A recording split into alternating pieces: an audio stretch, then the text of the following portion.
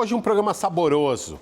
Nós vamos falar de alimentação, mas também vamos falar de empreendedorismo e de franchise. Hoje nós estamos recebendo aqui a Adriana Auriemo, que é sócia fundadora da Nut Bavarian. Nut Bavarian, que como vocês sabem, vocês devem conhecer, quem foi em shopping, aeroporto, é aquela empresa, aquele carrinho que a gente encontra que tem vários tipos de castanha, de nuts, né, oferecendo para você ali essa delícia. Adriana, obrigado por ter vindo. Obrigada, é um prazer. Obrigada pelo convite. Vamos contar primeiro a história da Nut Bavarian, por favor? Que sim. parece que é bem interessante. Você estava no jogo de basquete? Como é que foi isso? É isso aí. Eu falo que quem não conhece a Nut talvez já tenha sentido o cheirinho por aí, né? Nos shoppings e aeroportos, e foi assim que eu conheci. Em 1996, tinha acabado de me formar, fui assistir um jogo de basquete nos Estados Unidos, uma viagem de família, e comecei a sentir aquele cheirinho delicioso. Aí no intervalo, todo mundo foi procurar, foi atrás, que nem aquela coisa de pica-pau, né, que você sente o cheiro e vai atrás. Até que a gente descobriu essas amêndoas glaciadas em cone de papel. Lembra que nessa época não era tão comum comer castanhas nesse tipo de conezinho ou como um snack, né? E, enfim, compramos lá o produto e ficou todo mundo doido para o próximo intervalo para ir comer mais. Eu tinha me formado, eu tinha feito um curso de franquias por outras razões, enfim, eu fazia estágio na empresa do meu pai, estava pensando em crescer através do franchising e eu fui conhecer, fui entender o que era e fiquei apaixonada pelo segmento de franquias. E uma tia minha teve a ideia de trazer para o Brasil. Ela comprou um quiosque da Nut Bavarian americana, comprou uma panela, comprou a matéria-prima, trouxe e montou em Campos do Jordão, isso em julho de 96. Imagina o sucesso, Uau. naquele friozinho, com aquele cheirinho gostoso. E depois, por razões pessoais, ela acabou desistindo e foi aí que eu entrei na história e montei a empresa. E depois, se quiser, eu te conto um pouco dos detalhes disso, mas... São castanhas, é uma linha de castanha. Castanhas. Na verdade, aí quando eu comprei dela a empresa, ela tinha esse ponto de Campos, e eu achei que era uma rede de franquias. Como eu te falei, eu já queria ter franquia, não sabia do quê. Mas ainda não era? Ainda não era um quiosque que ela trouxe de lá. Em Campos do Jordão, Em Campos do interior de São Jordão. Paulo. E aí eu fui para os Estados Unidos para negociar uma master franquia, porque afinal eu achei que eu entendesse tudo de franquia, eu tinha feito um curso, né? Achei que eu era expert no assunto. Eu tinha 20 anos de idade, nessa idade a gente acha que sabe tudo. E aí lá eu descobri que eles não eram franquia, eles eram na verdade uma marca de um equipamento que fazia essas castanhas. Então eu poderia, por exemplo, comprar uma panela e montar as nuts da Adriana, mas eu não entendi muito bem isso naquela época, depois de uns anos que eu descobri que era isso. E aí, lá já chamava Nut Bavarian? Lá chamava Nut Bavarian. Tá. Por isso até que aquelas coisas, né, que você fala, o que você teria mudado se você pudesse voltar no tempo? Talvez a marca eu teria dado um outro nome no começo, não precisaria ter trazido esse nome, mas coisas que acontecem. E aí, negociei com ele uma exclusividade desse equipamento elétrico e comprei a receita do produto.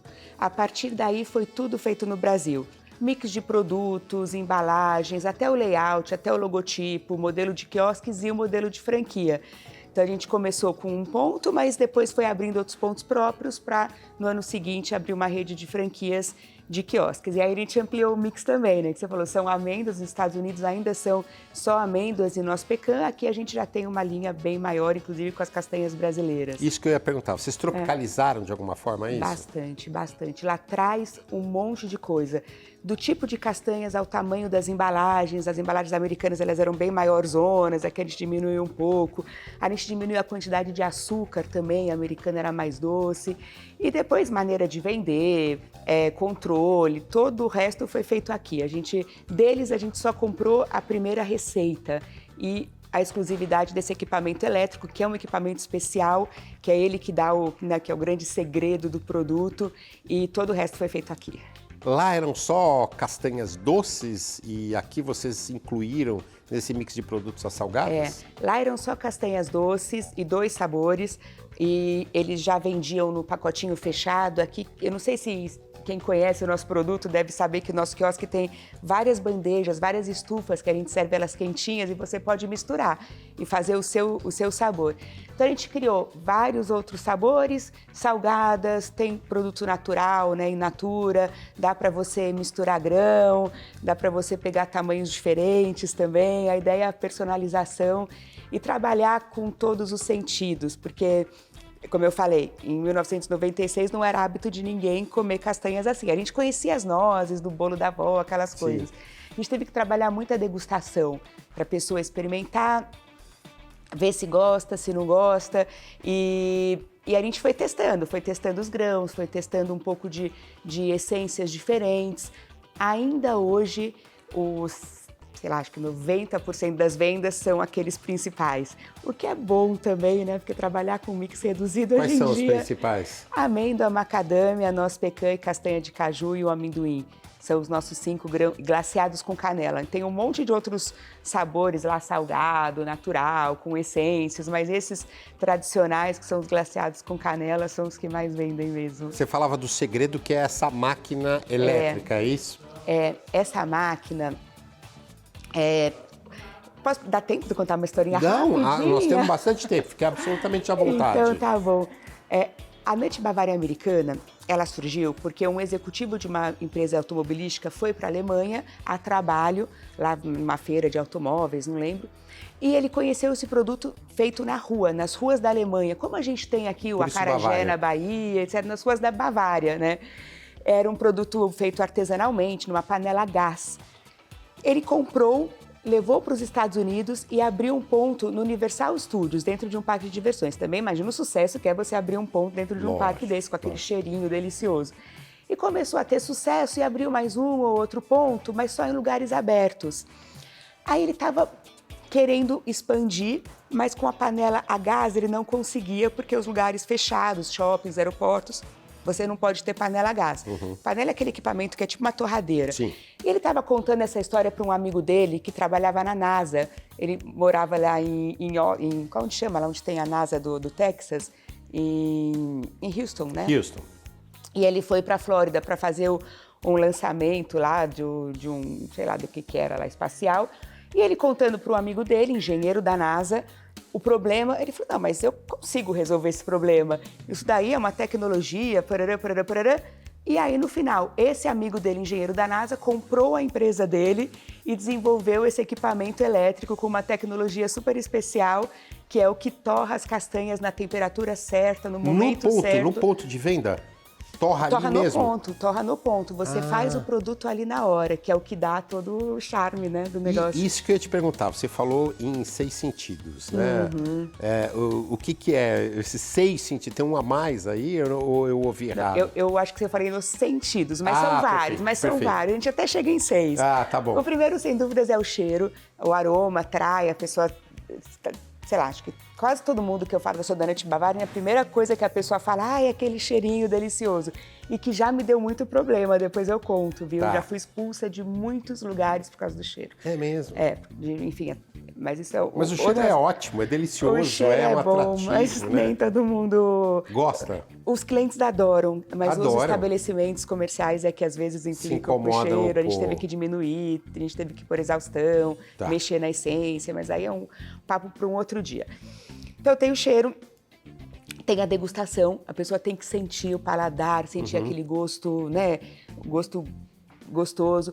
Tem todo o discurso de venda, falar do produto, falar dos valores nutritivos do produto. A amêndoa é o alimento natural mais nutritivo do mundo. Isso daí tem várias pesquisas que comprovam, então... Todo nutricionista indica os nuts. Só não pode comer em exagero. Mas se comer na quantidade certa, todos os nutricionistas indicam, né? E você sabe que isso foi o que me atraiu para começar esse negócio também.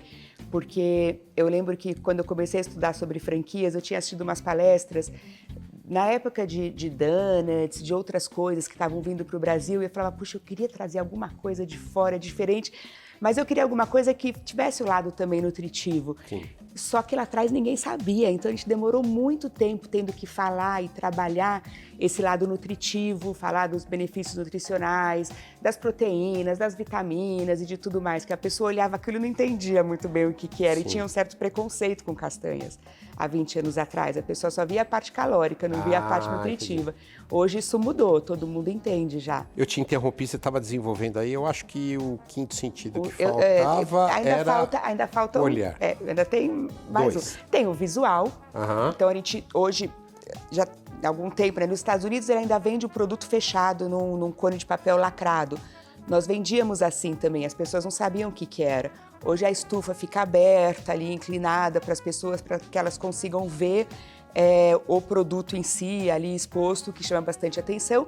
E também o próprio quiosque tem um layout específico para contar a história. A gente muda, a cada 6 anos, mais ou menos, a gente muda totalmente a cara dele, que é para ele não virar paisagem, que quiosque no meio do corredor, se fica muito repetitivo, ele vira paisagem, então a gente quer contar a história através do quiosque.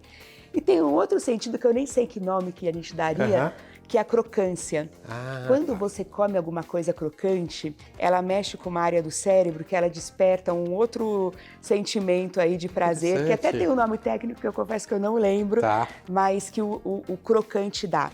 E isso também levou a gente a trabalhar num outro canal de venda. A gente tem vários canais, a gente fala dos quiosques, que é o que as pessoas mais conhecem, mas que é a parte do food service, que é onde a gente está mais investindo hoje, que é o nosso produto como ingrediente de outros produtos, que pode ser usado em bolos, em sorvetes, em açaí, até em pizza. Essa semana eu comi uma pizza com a nossa cobertura de Nut Bavaria. Fica muito gostoso. Mas viu? Isso não é um negócio que está lá no quiosque, isso é um negócio paralelo que surgiu depois. Isso é um negócio paralelo, é um outro canal de venda nosso. A gente até está começando agora a vender o produto para culinária, né, no quiosque, mas a gente não tinha, a gente só vendia dentro da nossa área comercial. E a gente fornece assim, a gente fornece para sorveterias, para lojas de chocolates, para restaurantes, para docerias, como um ingrediente, como um insumo para suas receitas. Hoje o Gente que Faz está conversando com a Adriana Auriemo sobre a Nut Bavaria. A Nut Bavaria é uma franquia, ela vai falar um pouquinho no próximo bloco dessa trajetória, Adriana, e também das dificuldades iniciais, como é que a empresa cresceu, como é que é essa área de franchise para ser explorada, tudo no próximo bloco aqui do Gente que Faz, a gente volta daqui a pouco.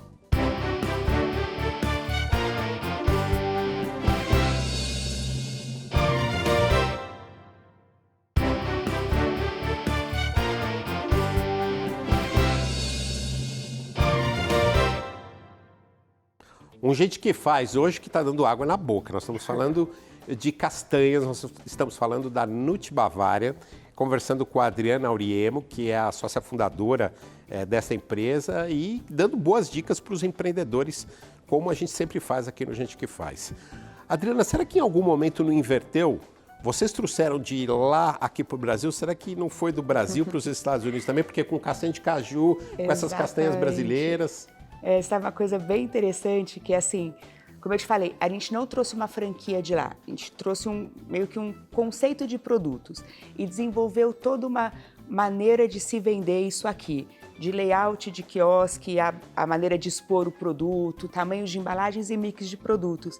E há uns anos atrás, o David Brandt, que é esse engenheiro da NASA, que é da Nut Bavaria americana, nos convidou para montar o nosso formato nos Estados Unidos. Então hoje a gente tem pontos lá em Orlando, na Flórida, para quem for para lá no Florida Mall, no Outlet e na Amazon também.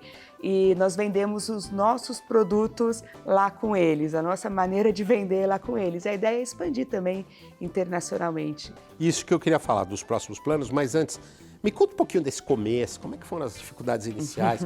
Porque como a gente tem o nosso público muito formado por empreendedores, eu imagino que todo mundo passe por algum momento ali, né, de tropeço, mas que seguindo em frente e tendo perseverança, passa, né? Passa. É que perrengue é um atrás do outro, né? Sim, você tem que acordar sabendo que vai ter algum e como é que você vai enfrentar. A gente passou por um monte de dificuldades. A primeira delas, e que durante muito tempo foi a mais difícil, é porque a gente não tinha lugar para pôr o nosso produto. Ele não era aceito. Ele fazia a produção, ele tinha um cheiro muito mais forte do que tem hoje e era natural, não era algo que a gente botava de propósito. Então a gente abria um ponto e tinha que fechar, abria outro e tinha que fechar. Puxa. Começou por aí. Depois explicar o produto, que era um produto que as pessoas não conheciam, com uma matéria-prima que não era ainda tão fácil de se achar e que o mercado... Um exemplo, macadâmia. Sim. Macadâmia hoje é um dos nossos produtos que mais vende. Quando a gente começou com a macadâmia, Nós começamos porque o dólar tinha dobrado de preço no mês, era um mês de janeiro, que um dia custava 1, foi para 2, era 2, foi para 4, não lembro. E um franqueado, depois eu vou te falar sobre franqueado também, que é um outro bom aprendizado. Sim. E um franqueado nosso falou assim, lá de Vitória, o Carlos: Adriana, tem um vizinho meu que está plantando um tipo de noz que o pessoal não conhece, que chama macadâmia.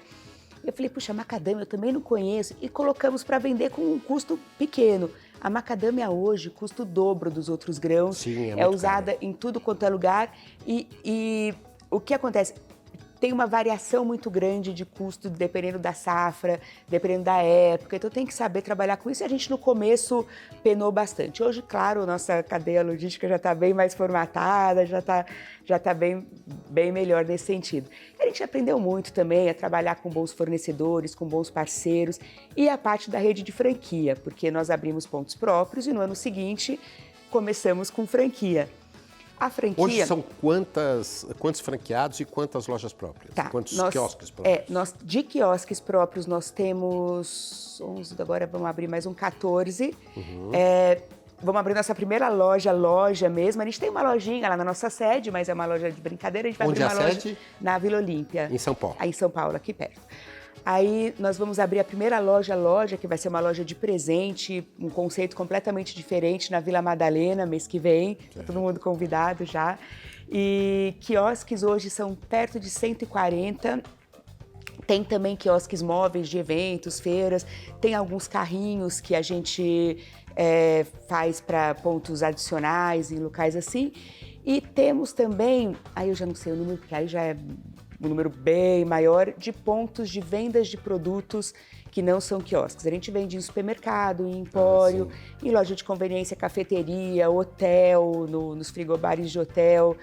São outros canais, né? Tem a linha de brindes corporativos também. A gente faz muito evento, muita festa, com cones personalizados. Ampliou bastante o negócio. Teve essa possibilidade de ampliar bastante. E como é que funciona essa história da franquia, do franchise? Como é que foi essa tua experiência? Como eu te falei, eu tinha feito um curso de franquias antes de começar na Etibavara, então eu até falo que foi o inverso, né? Muita gente começa com um negócio, depois quer transformar em franquia. Eu falei: eu quero franquia, depois eu fui procurar que negócio que seria.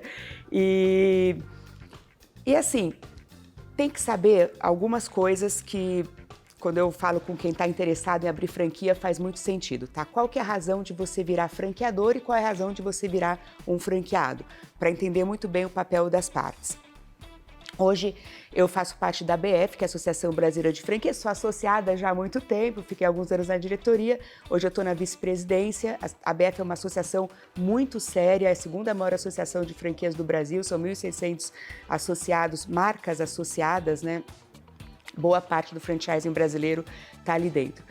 E assim, para você ser franqueador, você tem que, primeiro, qual é a razão real? Você quer expandir para crescer, para você ter pessoas olhando pelo teu negócio, ou você quer só expandir para como se fosse uma fonte de receita? Você tem que estar na maneira certa. Para valer a pena você ser um franqueador, você tem que ter um horizonte de pelo menos 40 franqueados para a conta fechar, para você poder oferecer um suporte necessário para esses franqueados. A gente, no começo da empresa, você falou, né, das dificuldades, essa parte até que andou rápida.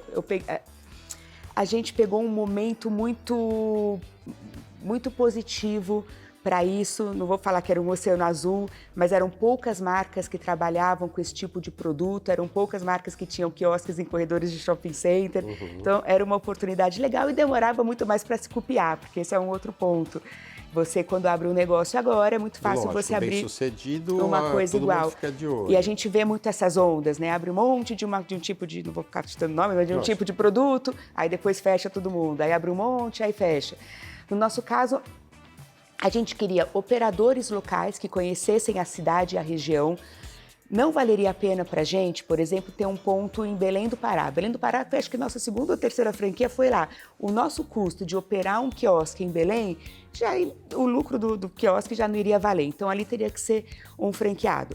E essa é uma das razões. Ter alguém local para conhecer a cidade, conhecer as pessoas, treinar a equipe, funcionário e atender o cliente local. Segunda coisa é uma parte também tributária, que muitas redes de franquias usam franchising porque o simples acaba viabilizando ou otimizando uma série de negócios que, se você tiver num lucro presumido ou num lucro real, atrapalha bastante. No nosso caso também é assim, o franqueado tem um lucro muito bom, porque ele consegue operar dentro do simples. Ganha em escala também. Você, quando tem um monte de gente numa rede, você ganha em escala não só a parte financeira de poder comprar em quantidades maiores. Hoje a gente consome mais ou menos 1,5 toneladas por dia de nuts. 1,5 toneladas por dia? Assim, dá para negociar melhor do que se eu tivesse um quiosque sozinho, lógico, né? Lógico. Você vai consumir um pouquinho ali de alguns quilos por dia, você negocia muito melhor, numa quantidade melhor, e todos os franqueados acabam usufruindo dessa boa negociação. Negociação com ponto comercial, campanhas de marketing, licenciamentos e etc. Coisas que, quando cada um participa um pouquinho, a rede inteira sai ganhando.